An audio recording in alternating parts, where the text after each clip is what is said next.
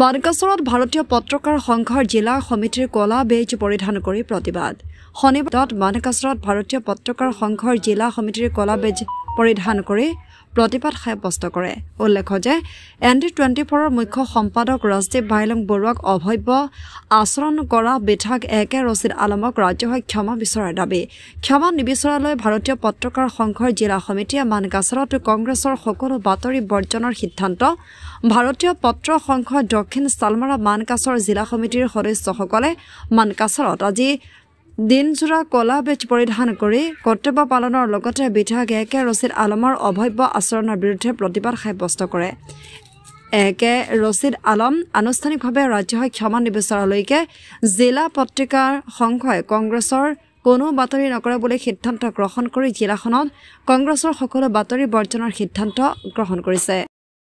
হয়, যোৱাকালি অসমৰ এটা জনপ্ৰিয় স্যাটেলাইট চেনেল ND24ৰ মুখ্য সম্পাদক ৰাজদীপ ভাইলং বৰুৱা ডাঙৰীয়া, যি গোৱালপাৰা পূব সমষ্টিৰ বিধায়ক একে ৰছিদ আলম ডাঙৰীয়াই যি অশালীন মন্তব্য কৰিছে, যি মানে টক শ্ব'ত যে ননচেন্স বুলি কৈছে, এয়া সঁচাকৈয়ে অতিকৈ গৰিহণাৰ যোগ্য, এয়া সঁচাকৈয়ে নিন্দনীয়। তেখেতে এনেকুৱা কাম কৰিব নালাগিছিল। তেখেতে ৰাজনীতি কৰক, তেখেতৰ ব্যক্তিগত তাত আমাৰ ক'বলগীয়া নাই, কিন্তু সাংবাদিকক ননচেন্স বুলি কোৱা অধিকাৰ তেখেতক কোনে দিলে?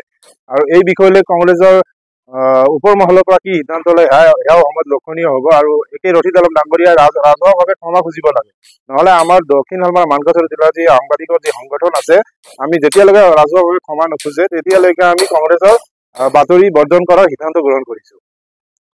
বিনা চৰ্তে ক্ষমা বিচাৰিব লাগে, কাৰণ সাংবাদিক মুখ্য সম্পাদক হয় এখন চেনেলৰ, আৰু তেখেতৰ সৈতে যিটো অভব্য আচৰণ কৰিছে, এই আচৰণক লৈ আমি ভাৰতীয় পত্ৰকাৰ সংঘৰ দক্ষিণ শালমাৰা মানকাছৰ জিলা সমিতি পুৱাৰে পৰা আমাৰ যিসকল সদস্য আছে তেওঁলোকে কলা বেজ পৰিধান কৰি দিনজুৰি আমি কৰ্তব্য পালন কৰিছোঁ। আৰু লগতে আমি দাবী উত্থাপন কৰিছোঁ, একে ৰছিদ আলম ডাঙৰীয়া বিধায়ক তেখেতে ক্ষমা বিচাৰিব লাগে।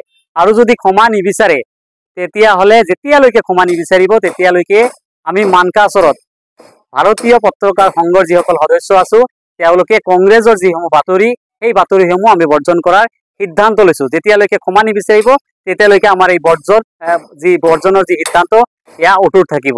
আৰু এইটোৱেই আমাৰ দাবী। এই দাবী লৈ আমি আজি জিলা জুৰি প্ৰতিবাদ কৰিছোঁ। আমাৰ সৈতে আৰু কেইবাটাও সাংবাদিকৰ যিসমূহ সংগঠন আছে, তেওঁলোকে বিশেষকৈ ভয়েছ অফ ইণ্ডিয়া আৰু কেইবাটাও সংগঠন আছে, তেওঁলোকে আমাৰ লগত সহযোগ কৰিছে।